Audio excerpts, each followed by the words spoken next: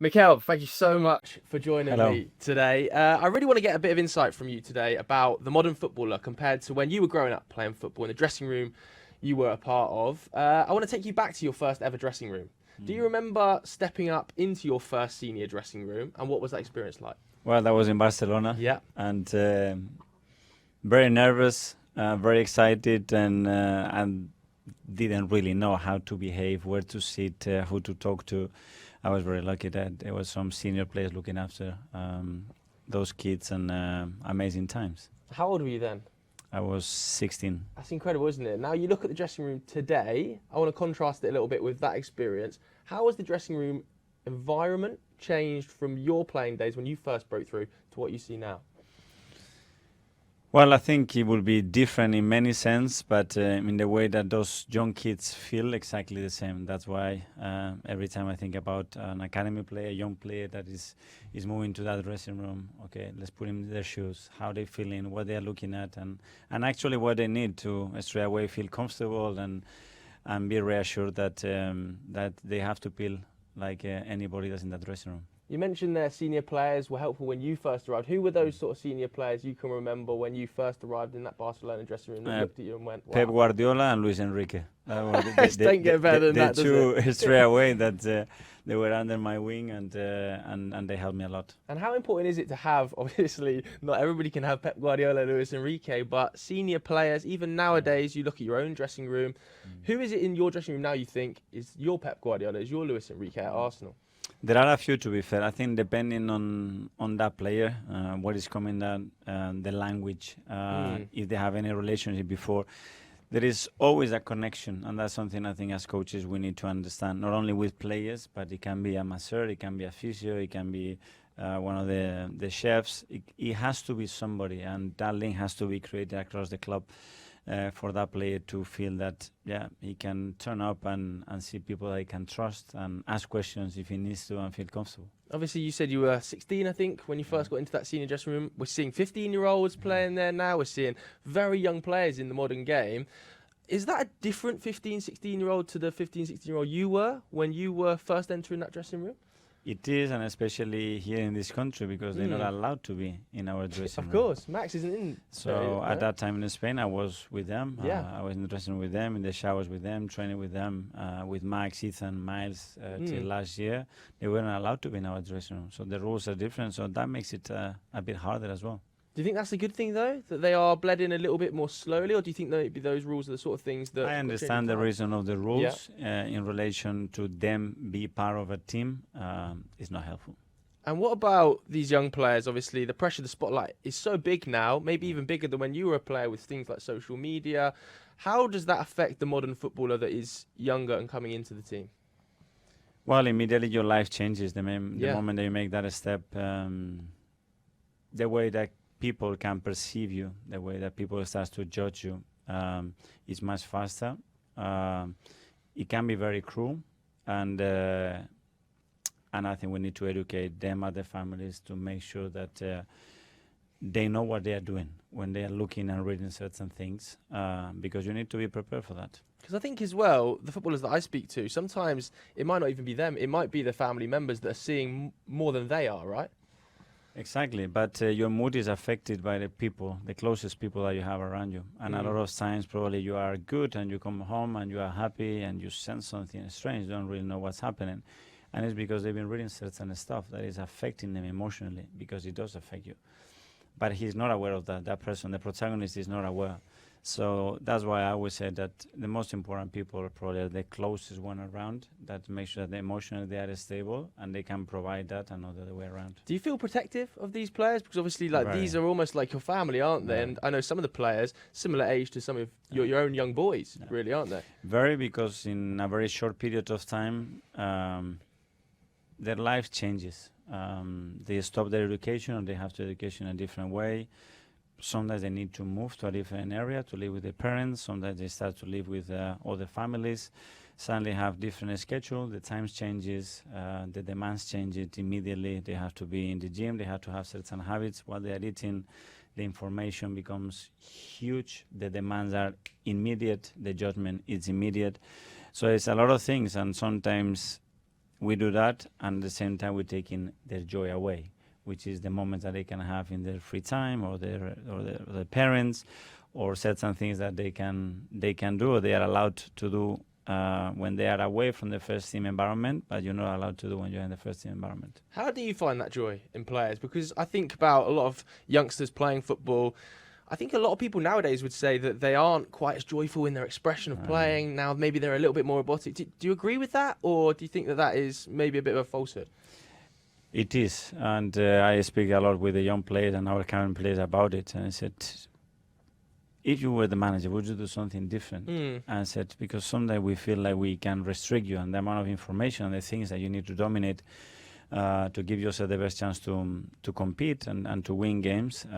Probably is not the best thing, but I said, yeah, but without this information, you are lost. You feel lost in the game. And if you're not secure in the pitch and you don't know exactly what's going to happen, that can take the joy out as well. So it's a really difficult balance. Also, like, it's not just, I suppose, young players that are feeling that pressure, but players that are coming over from new environments. Maybe they're coming from different languages or different cultures. How have you found, now your 7th season at Arsenal, bedding those players in? How have you sort of grown into that role? Well, there are certain challenges for young players, for new players, people coming from abroad. But what I would like to highlight is the opportunity and the beauty of it. I mean, you come to Arsenal, you have the chance to play for the first team. You are surrounded by 20, 24 different nationalities. I mean, how good is that for yourself, for your education, for your experiences, for the amount of things that you can take away from that and become a better person and a better player. And focus on that. I mean, the enjoyment part and the fulfilling part has to be, okay, you decided that this is your dream. Now you have it. Get on board with it.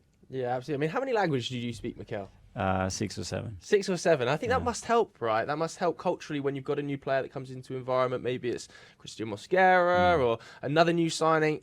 Being able to converse and speak on a level must help.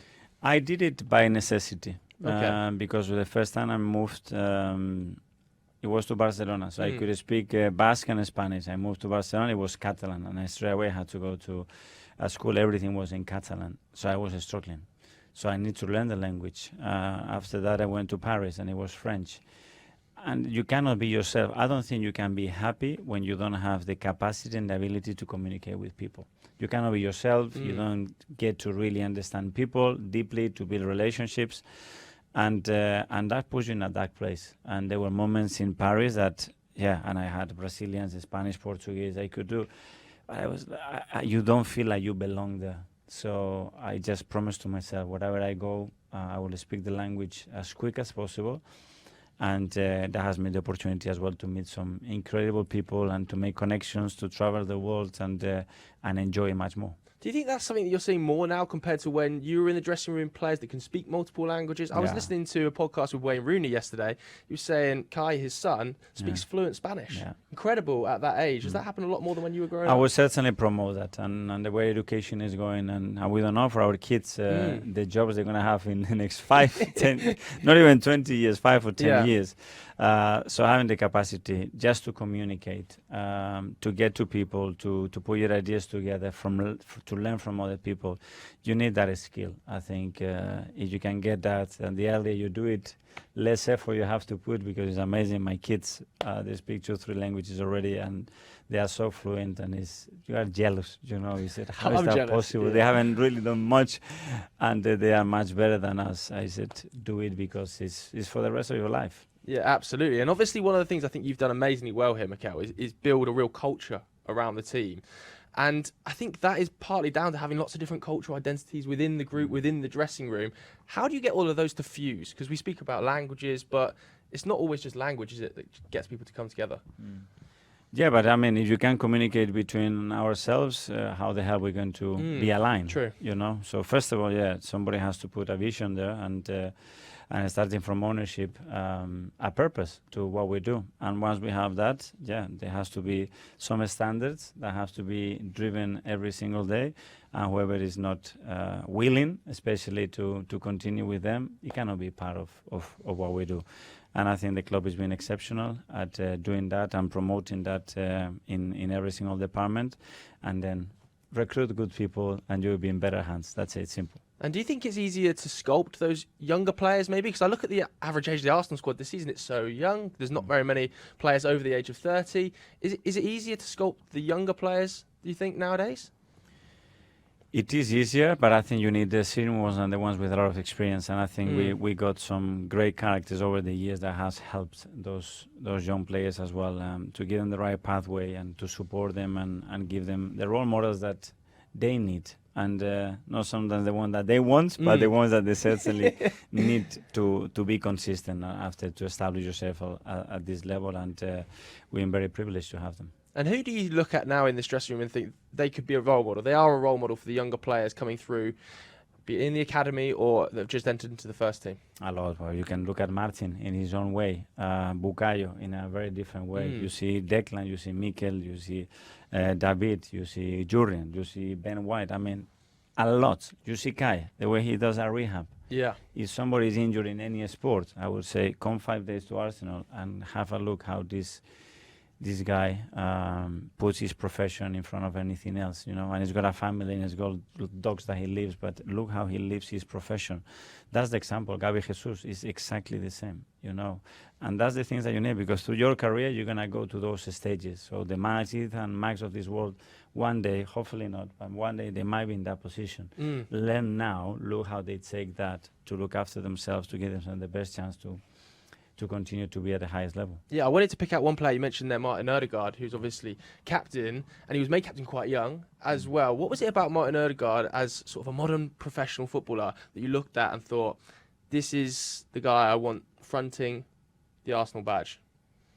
Martin has a unique ability that without opening his mouth, he can be a role model.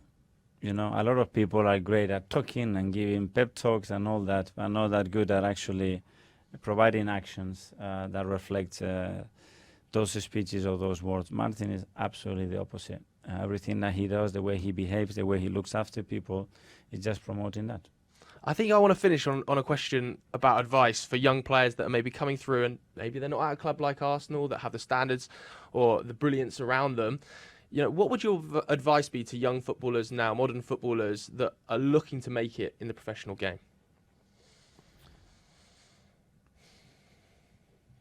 I would say probably the most important thing is get yourself the right context. Okay. Get yourself involved with the best people around you. If you have the talent, you put the work, that's the only thing that you have. Because you can have the talent, you don't have the right people around you, I think it's very difficult to do it. Mikel, I love that. Thank you so Top much. man, thank you.